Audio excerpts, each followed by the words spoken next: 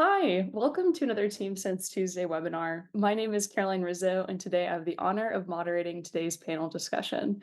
Our esteemed panelists each bring a wealth of knowledge and expertise within the manufacturing industry, and I'm excited to introduce them to you shortly. But first, let's cover a few housekeeping items.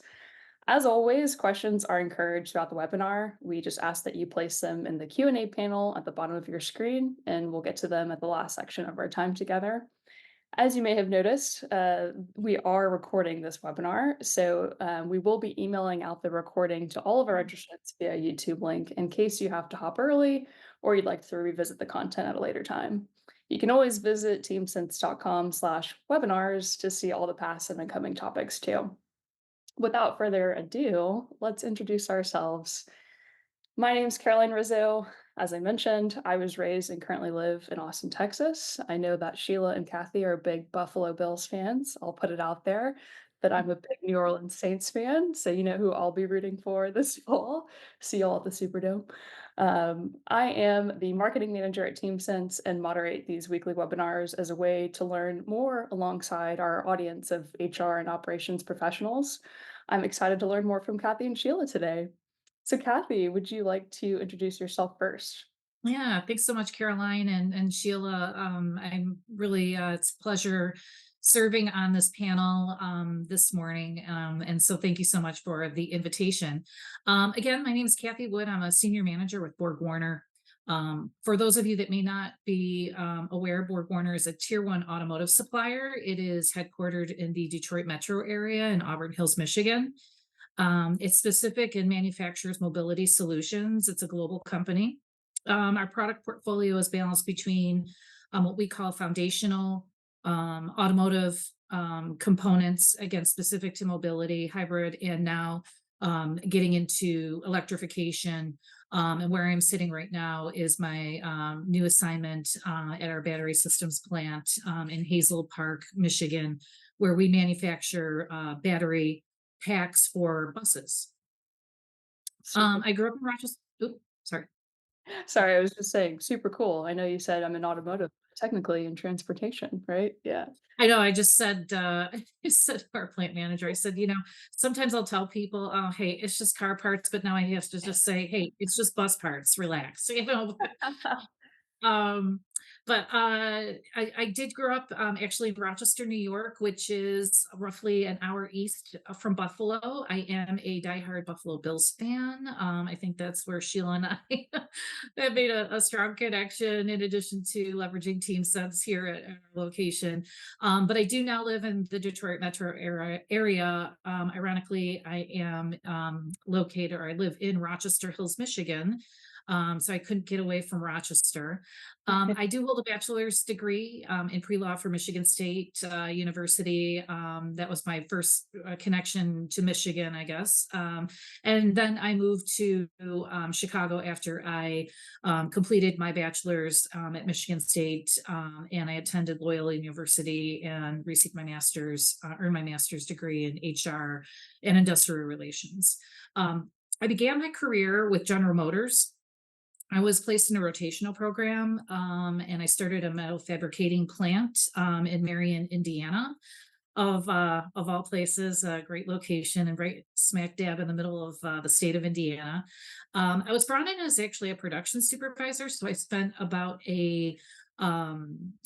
a year as a production supervisor out on the floor, and then I rotated to labor relations. The experience was really invaluable because I really walked in a production supervisor's shoes. I understood obviously not just operations, but how the floor worked, understanding our current labor agreement, and a lot of other rich experiences through that. Um, I moved to Rochester, New York, actually, and I joined Delphi, which was then part of General Motors. It was the components arm of GM, where I served as a labor relations representative. After about 6 months, I believe, when I transferred to Rochester, again, my hometown, Delphi spun off from General Motors. So it was a standalone company, and I continued my career with Delphi. for about 15 plus years. I actually moved to Lockport, New York, just outside of Buffalo. And I was in the plant there, as well as a thermal location. I served as labor relations and HR. It was a great opportunity. It was a really large location at the time. I actually served on the plant manager staff, and learned a really great deal. We also had a divisional headquarters there where I spent some time with some of the non operations staff, supporting them. I held student programs, university relations.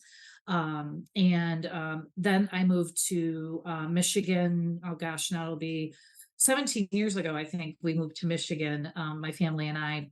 And Spent some time at the business unit. Again, integration of different restructurings. I spent time in process integrations. Spent some time with supporting global staffs. And my last role at Delphi was as a talent acquisition manager. I wanted to kind of spread my wings and get a little bit of experience outside of, excuse me, the generalist HR role. I moved to BorgWarner 7 years ago. I've held manager and senior manager roles. I spent the majority of my time in the Power Drive Systems business unit. I've supported employees at the Engineering Technical Center there, and I also was able to also support our global staffs, which was a really great experience working, globally with my colleagues on HR matters. Gained a lot of experience with BorgWarner. We've acquired a number of businesses. We've divested a number of businesses. Unfortunately, we've had to close some locations. I've been involved in that activity. And then, as I mentioned, most recently, I've been taking on the role of our senior HR manager here at our battery systems plant. We actually have two locations, one in Hazel Park and one in Warren, Michigan, manufacturing battery packs for buses. It's complex. It actually was an acquisition.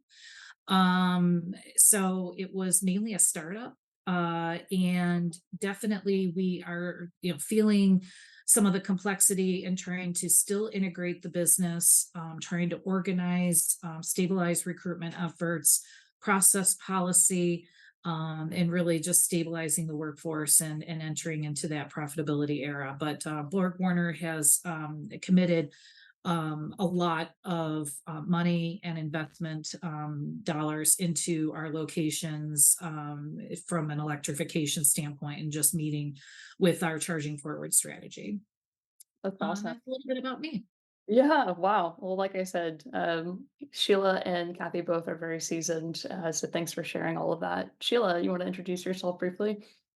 Yeah, absolutely. Nice to meet everyone. Thank you for joining us. Sheila Stafford, CEO and co-founder of TeamSense.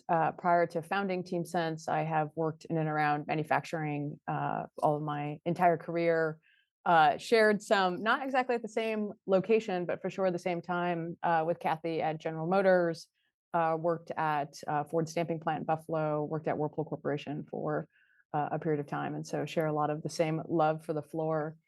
When thinking about this webinar, and connecting data and data to dollars and dollars to business cases and understanding kind of the through line of programs, Kathy really came to mind. I get the wonderful opportunity to meet with a lot of our customers and understand what's happening. I'm sorry, I'm in like a room that has great efficiency for lighting, and so it keeps stopping me.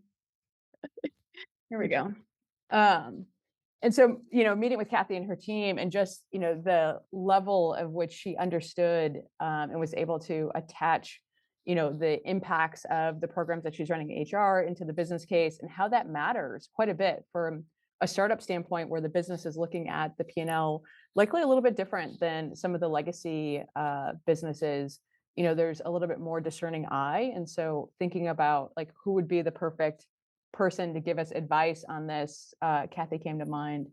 And the one thing that really stood out about your story and something for folks that are, earlier in career is just like the breadth of your experience, Kathy. Like, thank you for taking time to explain that, because I think that helps and kind of helps form who you are as an HR leader, who you are as a business leader, because you've, walked in the shoes of all these different types of roles that you need to fulfill. This is crazy, by the way. I'm so sorry.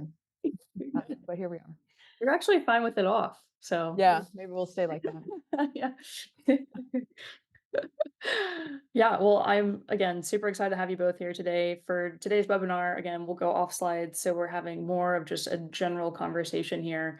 So thanks again, Cathy. Thanks again, Sheila, for being here. So again, today is a great topic for HR managers at any level, as Sheila mentioned, who are really interested in learning more about speaking the language of business. I know that's something that you often talk about at TeamSense, Sheila, which I think is super helpful in terms of thinking about how to tie my initiatives to dollars. So, how can HR managers link HR programs to dollars? We think that data is what can truly empower you. I have a lot of great questions for you, so let's go ahead and get going. Let's first talk about the why, right? Um, can either of you elaborate? Why is speaking the language of finance or business critical for HR? Yeah. Sheila, I could take Please.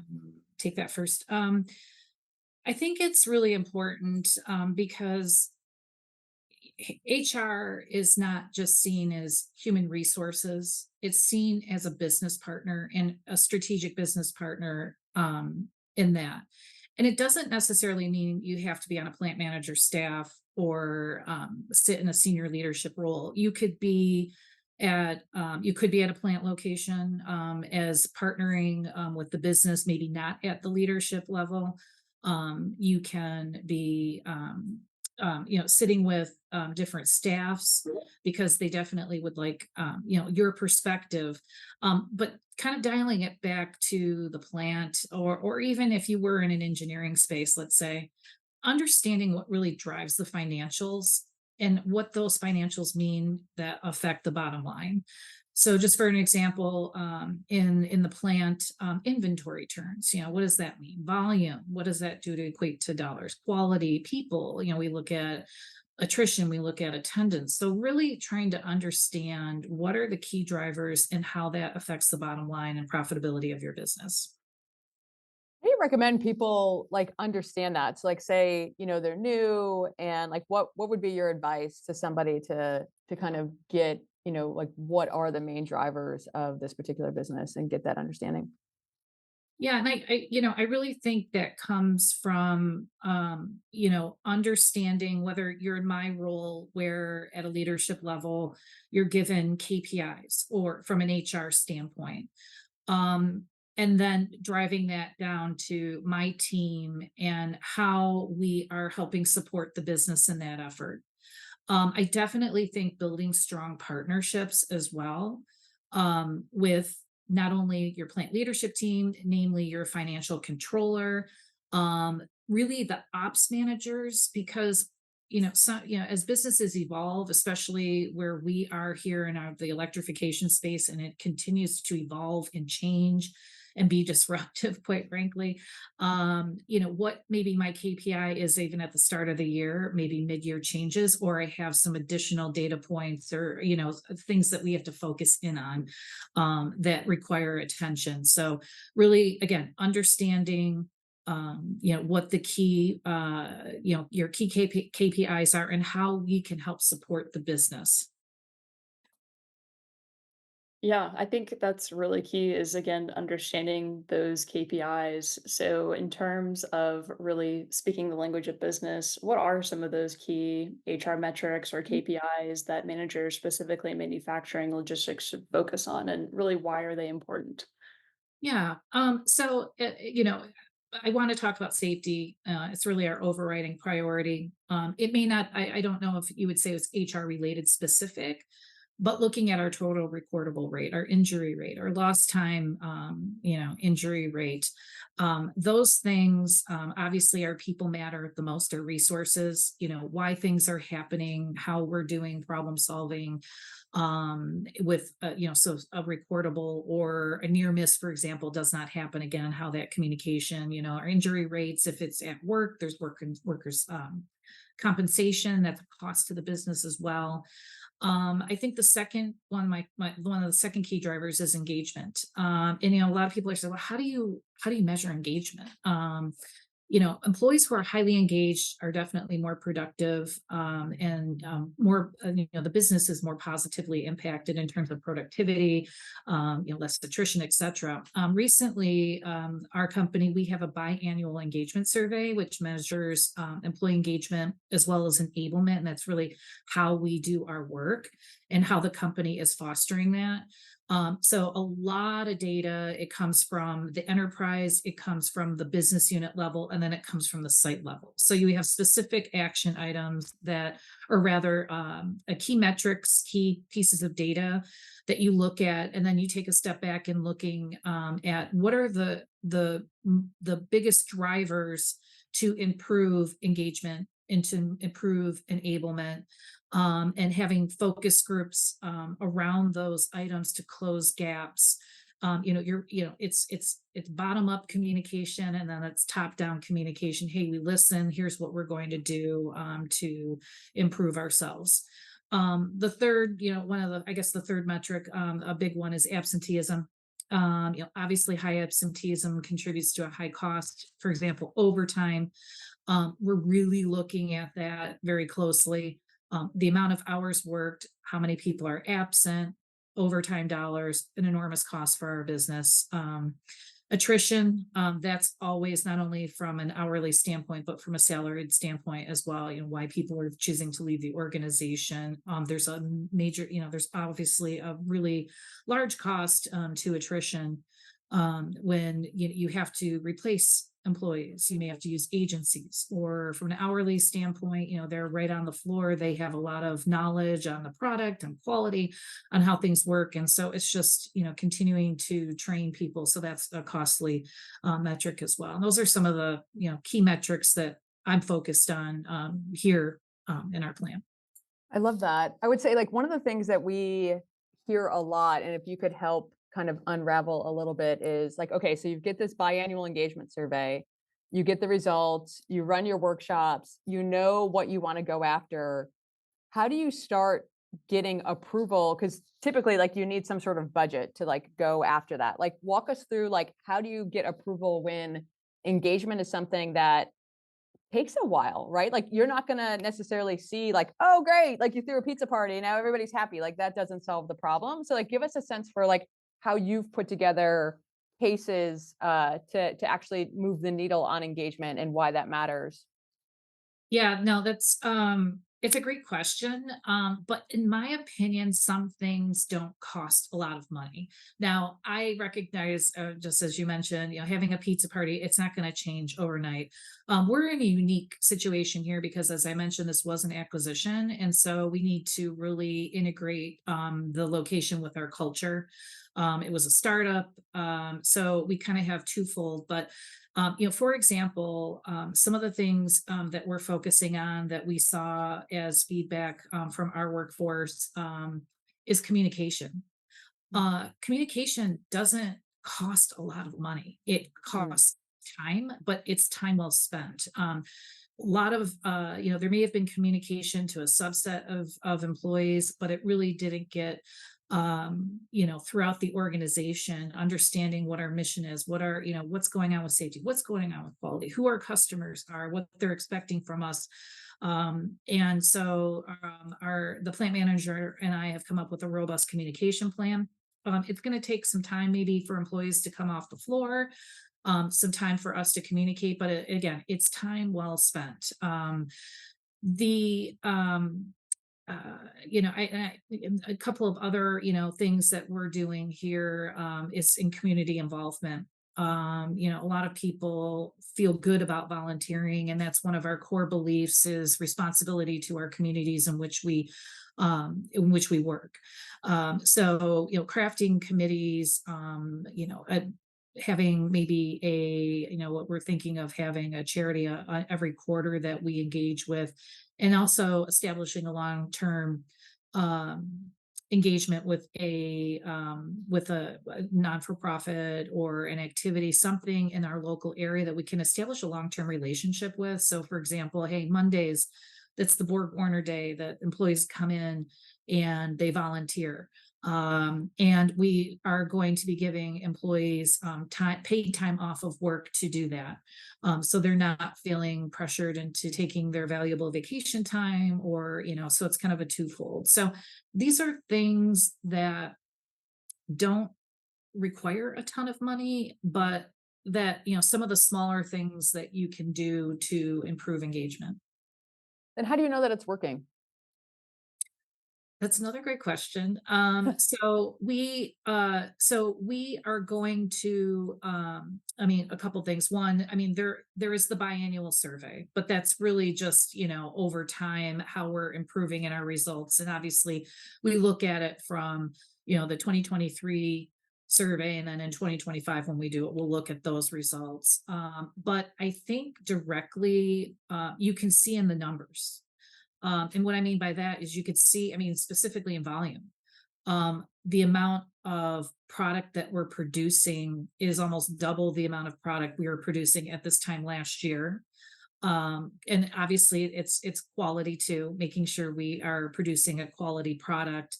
But I think that's one of the key measures. And then also it's not just the communication to employees, but we're offering communication feedback on a routine basis. I would say, communication to us.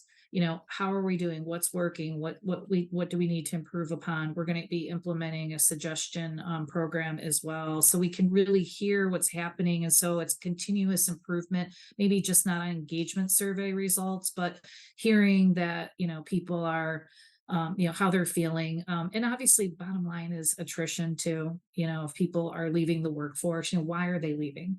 What can we do to make things better? Why did you even take the phone call, or why did you, to recruit away?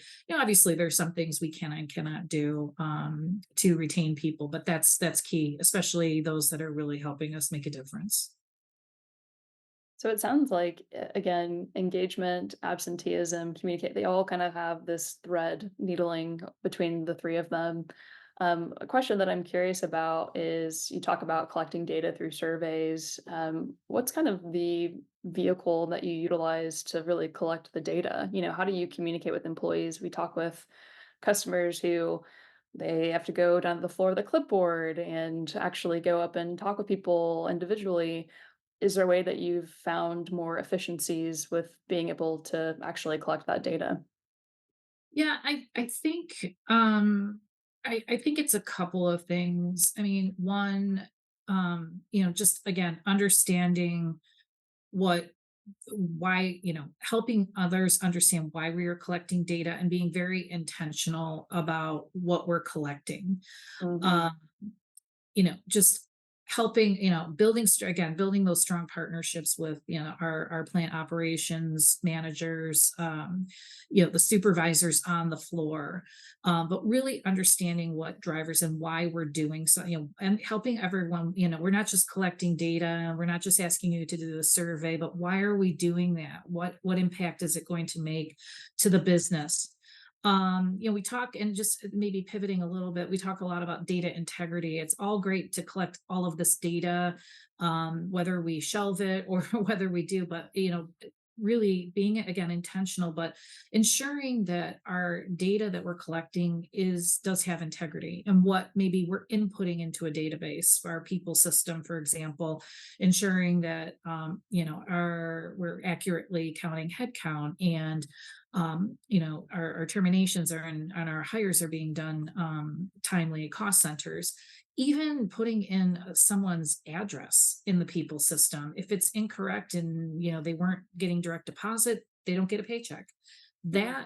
That that's a small nugget of, but that's really important, I think, as well. Yeah, I like that. I guess the other question I have kind of along that vein too is, you say that you can collect so much data, right? There's so much information that you can get. Sometimes I think that's probably the overwhelming piece for HR managers is, I've gone off, I've collected the data, but now I got to do something with it, right? How do I make decisions with it? What advice would you have for HR leaders? How can they ensure that the data they collect really does align with the strategic goals of their organization? Do you feel like that may require planning in advance of collecting it, or what's kind of the thought process that you have around that? Yeah, potentially. I mean, I consider myself a really pragmatic person, and that's how I really lead as well. Very practical. It doesn't have to be overly complicated. And I just, I don't want my team or anyone having to do things that aren't going to make a difference. So again, making things very intentional and not complicated. A lot of times I've worked with a lot of employees or managers, leaders that wanna, it's very overcomplicated, or the data, it's like, what am I looking at? Just making sure that we're partnering, we understand what data we're collecting, and not making it complicated, and being very intentional because our time is very valuable. Yeah, absolutely. I like the piece too that you mentioned about transparency. I think that's something that's really critical with employees in terms of being transparent about, hey, this is the information that we're collecting, these are the decisions that we're making. Ultimately, it's probably for your benefit, right? Mhm. Um, that I think to me, in terms of having that transparency, really improves engagement with employees. So I like that you really mentioned that point. Um, There's a just say-do ratio too that you need to uphold. So when you're asking for feedback, and then if you don't ever like action any of it, they're like, it's almost worse. Like you should never have asked It for it is. if you didn't plan to Right. action it, because It's they're like, very I true. took time to tell you and you did nothing with it. Like you wasted my time. And so like, why am I going to do it again? And so that say-do Exactly. ratio is really, Yeah, really important. yeah, great point. yeah. Exactly. Yeah, absolutely. So kind of moving along in a different vein here, talking a little bit about technology. We're in the digital age. Sometimes people think of manufacturing as kind of an old school industry, right? What role would you say technology plays in helping facilitate any sort of data-driven HR management? Any trends that you've noticed in the space emerging? And Sheila, you're welcome to also contribute to this as well from your perspective too. Yeah. Yeah, so very interesting. I just attended an HR conference with a large number of colleagues, and we were specifically talking about artificial intelligence, AI. Everyone's talking about it. Um, it's really going to create workforce opportunity and efficiency for us. A lot of people are scared.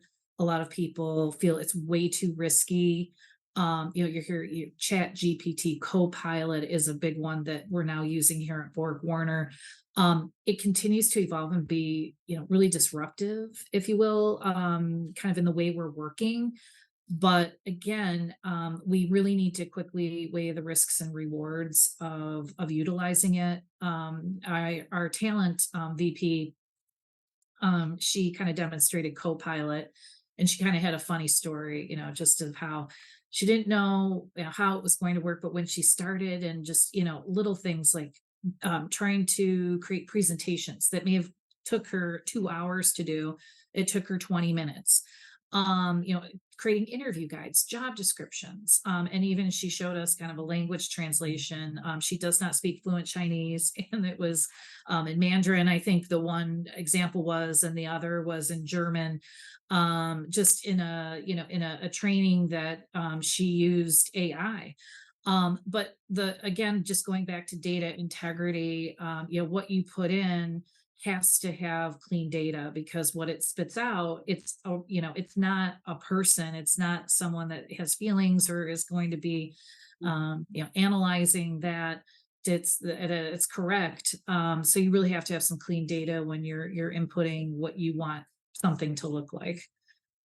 Yeah. But no, it's definitely I think it's going to be changing, evolving very quickly. And even what's today meaning disruptive is going to continue to evolve and be different tomorrow.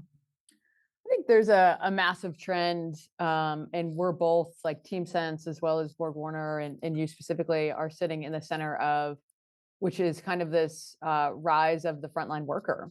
There's so much news and trends related to um, enabling them, getting productivity, reshoring manufacturing back the investments, across the board. I read something recently about all of the electrification that you're talking about. I mean, you're sitting in the center of probably one of the biggest trends in manufacturing we've ever seen in our lives on moving towards electrification and, massive sums of money being spent in that. And so I think, just what a great time to be at the center of that. Um, Tell us a little bit like how you think about your workforce strategy. I know like skilling of workers is really interesting. Like how have you guys at BorgWarner handled some of those challenges? Yeah, it it's interesting. I'll take it from even a an engineering perspective. Um, most of our engineering competency, if you will, albeit I mean, the 10 years it's now evolved, it's evolving, but it's more mechanical based. Hmm. So we have a lot of talent, a lot of knowledge, and it's strictly been applied in a mechanical fashion. Well, we soon recognized, obviously, we need software engineers. We need product functional safety experts. We need cybersecurity experts. We need software developers. We need systems engineers. So in my former role, we really were kind of our business unit was specific, 100% dedicated to electrification. So we had to figure out how do we evolve not only our business unit internal engineers, but also engineers from different business units that may have a bit of acumen. And it wasn't, we called it a Power to Evolve program. It was not, a course that you would get an electrical engineering degree. There's definitely room for mechanical talent. But it may be, how do I transition into more electrification, capability, application. We partnered with a university. There was some, in classroom training, there was some outside training that was self-directed, and then it was you had to it wasn't I guess it was more of a certificate, but we did put a not large number of engineers through that. That's how we're kind of transforming from that standpoint.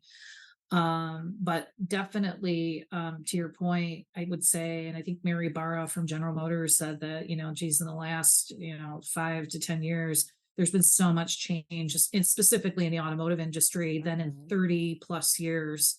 Mhm. I know even since I've been with BorgWarner, it's completely changed, and it's not just who we're hiring, but how we're working as well. It's completely different. And when you come to a plant where, we're making batteries, or you go to a plant where we're making electric motors, it's different, different skill sets.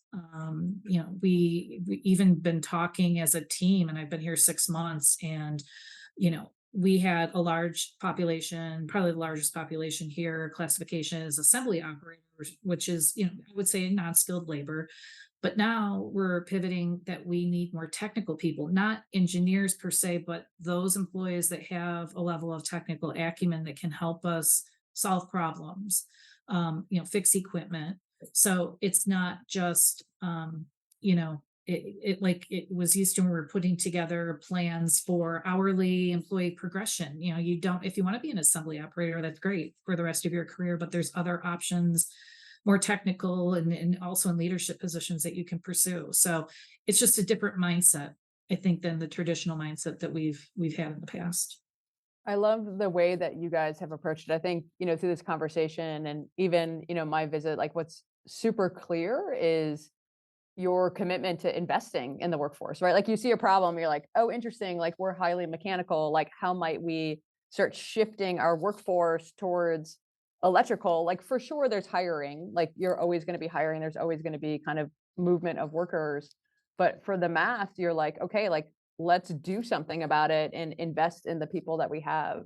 That's really cool, and a way to kind of control your own destiny in the changing environment. Yeah, and I know BorgWarner is definitely committed to developing our people. No matter where you are in your career, everyone deserves the development that they ask for. which we can organizationally champion, and support.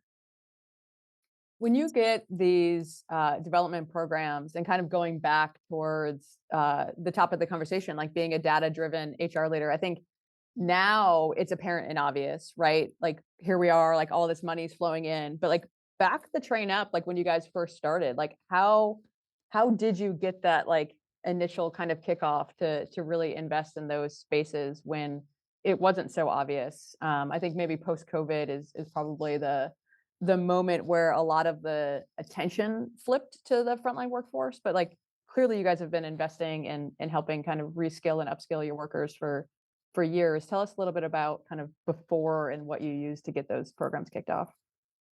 Yeah, I think definitely, BorgWarner wants to be a progressive company. We have to look on what the outside, who are our competitors, what they're doing, what are the demands. And I think there's been just a lot of research and know-how into, hey, we've known electrification is coming. How have other companies or even other countries, I mean, we talk about China, we talk about, Europe, you see a lot more electric vehicles in those countries than you would do so here, maybe in the US. But it's really preparing yourself and not, because if you're going to put I guess, your head in the sand and not listen or not learn, then I think you're definitely going to be behind. And I definitely think we have grown our business organically and inorganically, and we've acquired a large number of businesses. And when we actually, ironically, we acquired Delphi Technologies. Um, we doubled the size of our workforce, and we had to be strategic about what we are acquiring. And I think pivoting now to maybe smaller businesses, you're acquiring talent. Okay, the talent that you're acquiring, how can you cross, maybe instead of buying more talent in the marketplace, how can you do some cross training with employees to be more agile, mainly mechanical, electrical, learning from others, and how other companies manufacture, how they perform their work. I love I that. like that BorgWarner really does provide the opportunity to learn. I think that's kind of what I've learned from your background, Kathy, in terms of you had so many different roles. You kind of started off wide up versus you pick one role and you go up. I think that really does speak to an organization like BorgWarner. Obviously, you had those opportunities in earlier companies that you worked for, but I think that speaks to having a little bit more of a critical eye, a critical questioning eye towards how do we approach this problem? How do we approach this challenge?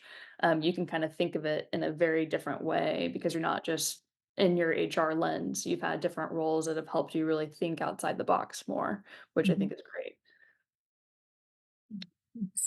Yeah. So, kind of moving on, I know we're about to approach time for Q&A, but I wanted to throw one more your way. Um, just in terms of understanding the fact that we have people here that are maybe earlier in their careers, specifically in HR, based on the breadth of your knowledge, how do you feel like HR professionals can really get a start in terms of incorporating data-driven approaches in their practices?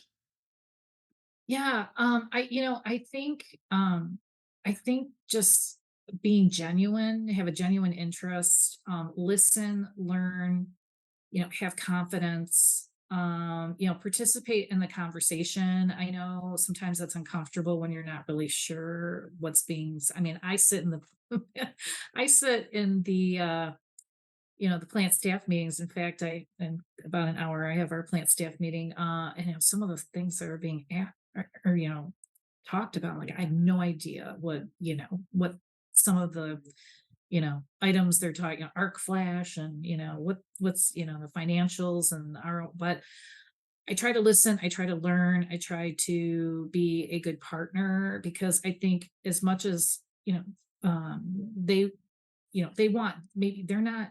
they're not an expertise in they don't have expertise in HR per se. Mhm. But I do, so I can help them. And then in turn, being genuine, it's just, learning as much as you can through them. And, again, just having that confidence and really a genuine interest in the business. And really, you have a seat at the table. Again, whether it's on a leadership team or you're supporting a staff in a technical center or in a smaller in a company, large, small, it doesn't really matter. I mean, you're there for a reason, and you take advantage of that and just learn as much as you can. I know when I took my first job, I lived in Chicago. I was obviously quite, I'm not going to date myself, but it was a lot many years ago. But I moved from Chicago to the middle of Indiana to be a production supervisor in, a plant on second shift. And people are like, "What have you done?" I'm like, "I don't know what I'm doing," but it was a great experience. Don't be afraid to take experiences or take challenges, new challenges, maybe some things you didn't think about. Don't be afraid, especially when you're early in career, because sometimes, as later in life, those, the opportunities may be more difficult to manage because of family and other factors. But it's just really, just trying to, and do what interests you and do what, you know, you think would be fun. Because, we spend most of our time at work. Just, really ask yourself, hey, am I happy? Do I have a genuine interest in this? But really, again, being that strong partner um, with your teams, no matter how large, how small, or what role you have, is really invaluable. I think that's really great advice. I think back to my career, and similarly, I was at Whirlpool Corporation at the time, and they made a big acquisition of an Italian manufacturer of appliances, and it was in Europe, and it was a acquisition of basically equals from like a European business standpoint. And they asked me to go over and lead the supply chain integration. So figure out like, okay, we're going to have this factory footprint. Like, what's the inbound supply chain? What's the outbound supply chain? How do we meet the customers? And I have a mechanical engineering degree, not in supply chain. Had worked in sales and marketing and product and production, things like that. And I was like, why are you asking me to go do this? Like, supply chain is a degree. Like somebody from like they specialize in that. Like, I don't understand why you would need me to go over or what value I'm going to provide. And they're like, no, no, no, we think you should go. We think you should go.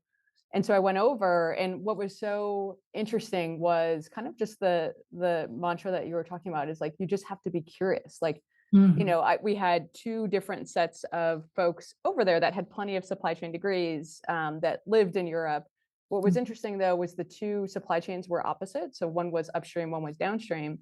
And so I would ask like really seemingly dumb questions that like help the team along. Like, why would we do that? Like, what's the benefit of doing that? Like, what do our customers expect? Do they expect to have goods within 24 hours, or is 48 hours okay? And like, just ask these really basic questions that ended up kind of revealing what the best solution for the combined business was moving forward. And like, what an incredible opportunity from a leadership standpoint to be able to go into a function where you have zero expertise, but yet still have to perform and understand, but leverage the tools and the people that you have around you to do so. Yeah, that's a great example because yeah, I mean, you don't know what you don't know, and it's just, going, looking at it from a different lens, if you will.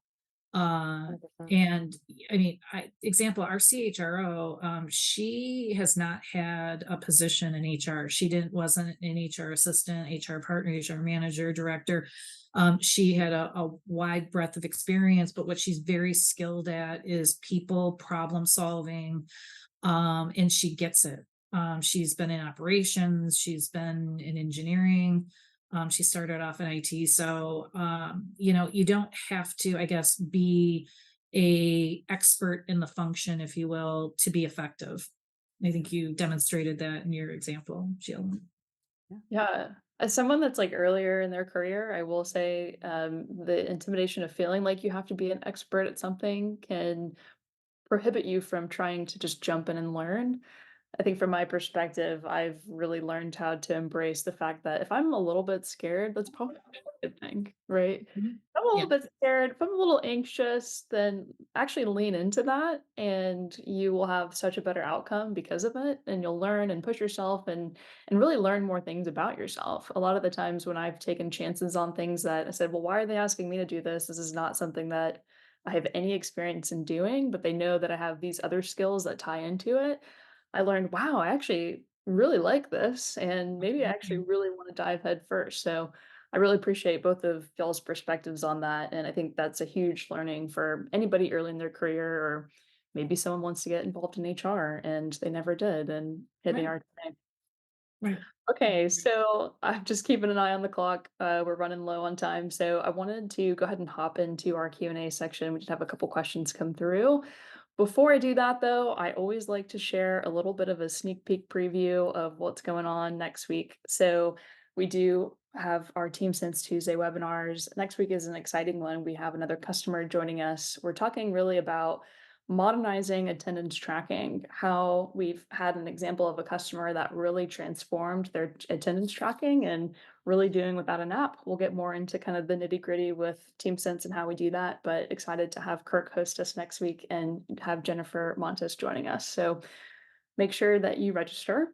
But yeah, let's go ahead and hop into a little bit of Q&A.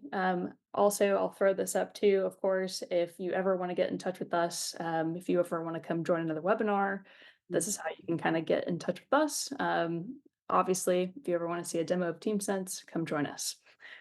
Okay, without further ado, let's hop into a couple last minute questions. So, one that came through, here's a good one. Who really should I go to get any sort of necessary financial information? If I'm just getting started, or if I'm just trying to get a sense for some of that information to make data decisions. And feel free, either Sheila or Kathy, if y'all want to stab at it, go for it.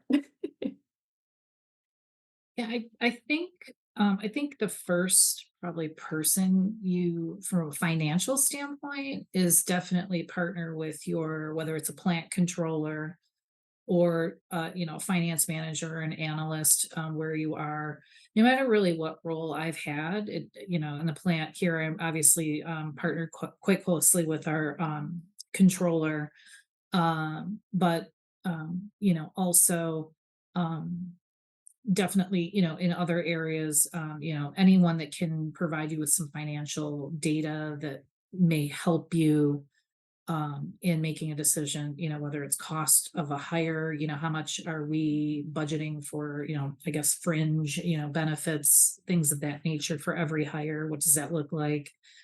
Um, I know there's different charges wherever you reside. And also you want to maybe check with your HRS team as well. They may not have the financials per se, but they may be able to help you with solutions to, what to ask for and how to collect that data. I like that.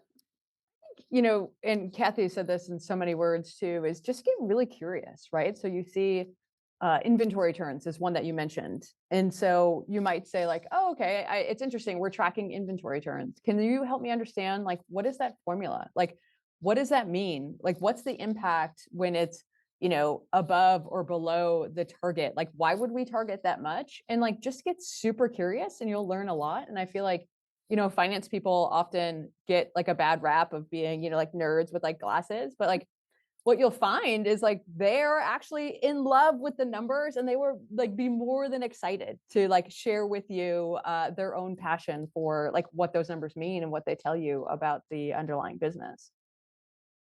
Agreed. I think I like the framework that you use where think of yourself as a business partner. I think if you approach it in that lens, then when you approach someone in finance and you have an explanation for what you're looking for, it's almost like, okay, let's actually partner together to figure this out. And like you said, let's get nerdy with the Excel sheets. They're not just like, don't touch my Excel sheet. Maybe don't touch it, but also let's have a conversation over it. So I think that's great. Last quick question that came through here. Advice for me if I don't feel comfortable with numbers, where should I even maybe start learning about it? Yeah, I know that's a tough one. I kind of always I'm not a mathematician. I stopped helping my daughter with math probably in the fifth grade. I had my husband took it over. I'm like, I cannot. You don't have to be, we're not asking you to be a financial professional or to articulate every line item on a balance sheet, but understand kind of the basics. Mhm. And then, as an HR professional, there are certain things that we're being asked to, improve, on metrics, really just really trying to understand and listen. It's kind of what we were talking, be curious, listen, participate, just understand really what's happening, because you can provide so much more value if you understand what's happening in your business. Again, does not have to be a plant.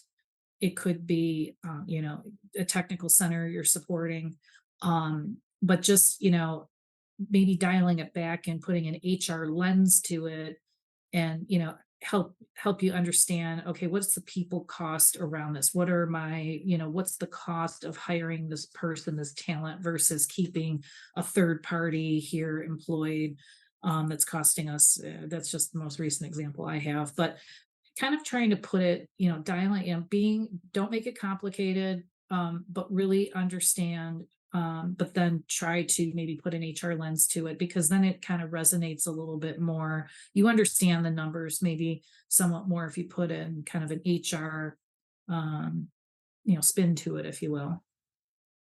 Say, don't be intimidated. The cool thing about the accounting metrics and the metrics that are used to track businesses is they're simple math. So you're talking addition, subtraction, multiplication, and division. There's no, thermodynamic equations. Like if you're going and talking to the engineers building the battery cells, like then you get into some like pretty crazy math that might be harder to understand. But just it's pretty basic functions. And once you understand and like kind of peel back of like, okay, like we're measuring productivity. How do we measure productivity here? Like, oh, we're looking at, number of units produced over hours worked. Okay, great. Like, it's once you understand kind of behind it, then you could say like, okay, well, we should probably either figure out how do we produce more units or how do we do it with less number of hours? And like, that's going to impact productivity. Boom, and move on to the next one. So my thing would be, don't be intimidated. It's not that hard. Yeah. There's great finance books out there that are like Mhm. finance for dummies. Not quite, but I've had to read a couple of those myself because I am not a financial person either. I'm a marketer.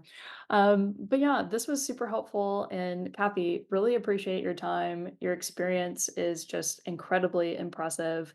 I think my key takeaways are don't make it complicated, be a business partner, and go Bills, right? Go Bills. Right. Be curious. Be curious, yes, I got mine. always be curious if you're a I little got mine here. Oh, oh, heck I love yeah. that. Oh, Yeah. yeah, that's great. I Man, just took it out of my box finally from moving I moving to love the that. See each other at the Super Bowl, Kathy. Amazing. right. Oh my God. Absolutely. Maybe I'll see you all at the Super Bowl too, maybe not this season, I'm kidding. Yeah. Oh my gosh. Well, thank you all so much. And thank you to the audience for participating today. It was a real pleasure. We appreciate you having me on. Thanks again, Sheila, too, for joining us, and, we'll see you next time. Thanks again. Y'all have a great Take rest of care, your everyone. Thank you. Thanks, Kathy. All Take right. care. You're welcome. Thank you so much. Bye bye. Bye.